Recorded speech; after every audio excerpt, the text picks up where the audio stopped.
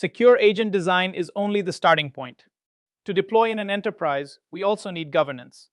Clear owners, enforceable policies, measurable controls, evidence, and accountability. This checklist turns security practices into repeatable production readiness. So far, we've built the security foundation: threat modeling, least privilege, validation, sandboxing, prompt injection defenses, oversight, observability, and multi-agent controls. Now we connect those practices into a practical governance checklist that prepares us for security testing and the final project. Agents change the governance problem because they do more than execute fixed code. They can choose tools, take multi-step actions, and make delegated decisions in changing contexts. Enterprise readiness, therefore, cannot stop at security testing. Governance defines who owns the risk, who approves deployment, what evidence is required, and how issues are monitored and escalated. It connects security, compliance, operations, and business accountability into one operating model. The goal is to avoid security by assumption. A checklist turns good intentions into documented controls, continuous oversight, clear escalation paths, and regular review.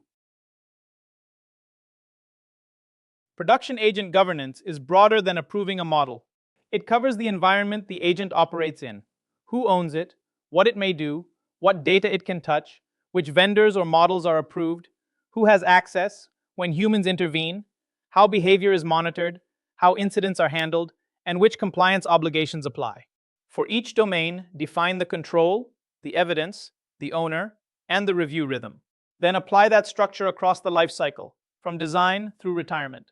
If one domain is missing, blind spots appear: unclear escalation, weak accountability, or unapproved tool access. Before an agent goes live, accountability has to be explicit. The business owner justifies the use case, understands operational impact, and accepts risk. The technical owner is accountable for architecture, integrations, reliability, and change control. Security, privacy, and compliance reviewers validate that controls meet policy and regulatory expectations. An operational response owner handles incidents, escalation, and recovery. Most importantly, document decision rights. Who can approve launch, pause execution, revoke access, and accept residual risk? If everyone owns it, no one does.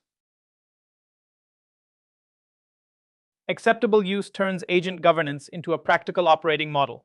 Start by classifying each use case by risk: simple assistance, workflow automation, decision support, or fully prohibited autonomy. As the tier increases, controls should become stronger: more approvals, narrower tool access, tighter data permissions, and more complete logging. Some areas need explicit boundaries, especially legal, financial, medical, employment, security, and customer impacting decisions.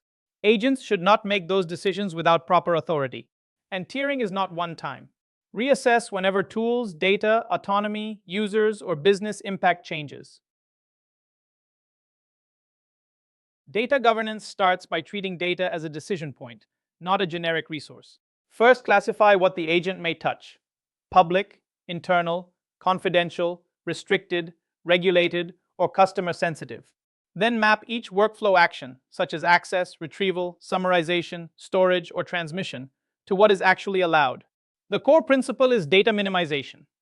Give the agent only the minimum data needed for the approved task. Sensitive categories need stronger controls, including redaction, encryption, consent, retention limits, deletion rules, and cross-border restrictions. This keeps a useful agent from becoming an uncontrolled privacy or compliance risk. Governance also has to look beyond the agent's internal workflow.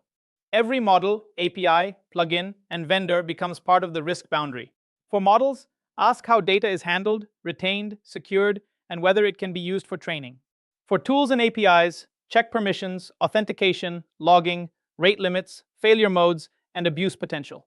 For vendors, require formal risk review, especially when sensitive data or critical operations are involved. The outcome should be an approved inventory, so teams know which dependencies are allowed, under what conditions, and who owns them. Access control for agents begins with an explicit permission map: which role can use which tool, dataset, API, action, or downstream system. The default should be no access. Permissions are granted only when a task requires them, and only at the narrowest scope.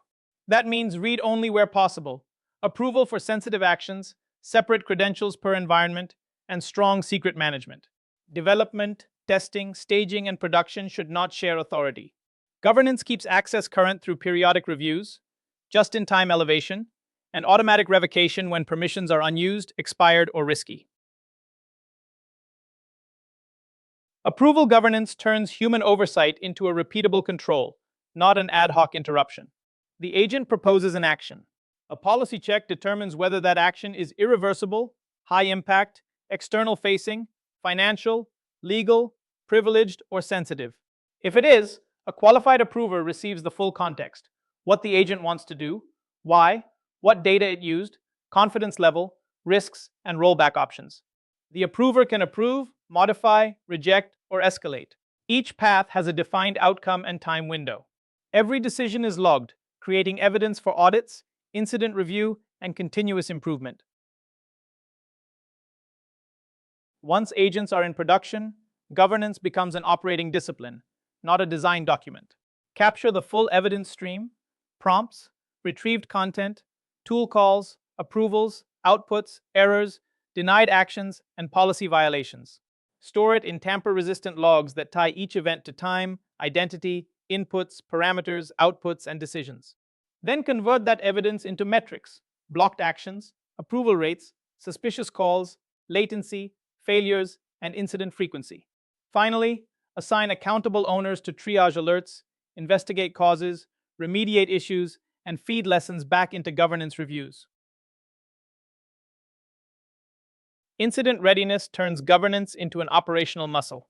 Define what counts as an incident: prompt injection that succeeds, data leakage, unauthorized tool use, unsafe output, or skipped approvals. Make detection actionable, so teams can triage quickly and contain the blast radius by pausing agents, disabling tools, revoking credentials, quarantining logs, or rolling back releases. Investigation should preserve evidence, not just fix the issue. Reporting must match internal policy, customer commitments, and regulations. Every incident should improve the system by updating threat models, controls, monitoring rules, and governance checklists. A production readiness review is not a meeting to express confidence. It is a deployment gate based on evidence. Teams should show how the system is built, where data moves, which tools and dependencies matter, and who has access. They then prove the controls work through prompt injection, exfiltration, access control, sandboxing, and abuse case tests. Operations evidence matters just as much. Approvals, audit logs, dashboards, alerts, playbooks, and rollback plans. The outcome should be explicit: approved, approved with conditions, blocked, or accepted as a documented risk.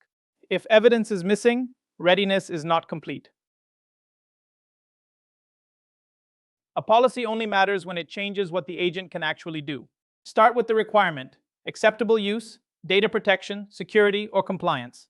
Translate it into a specific agent risk, and then into an enforceable control. For example, restricted data must not leave approved systems becomes access rules, redaction, encryption, output filtering, and audit logs. Evidence is just as important as the control. Without logs, reviews, retention records, or test results, governance is intent, not proof. This mapping is how abstract rules become operational guardrails. Enterprise governance turns secure agent engineering into accountable production practice. It defines who owns decisions, what uses are allowed, how data and vendors are reviewed, and how access, monitoring, incidents, and compliance are handled. Readiness must be evidenced through artifacts, not assumptions. Next, security testing will prove these controls work before you apply them in the final project.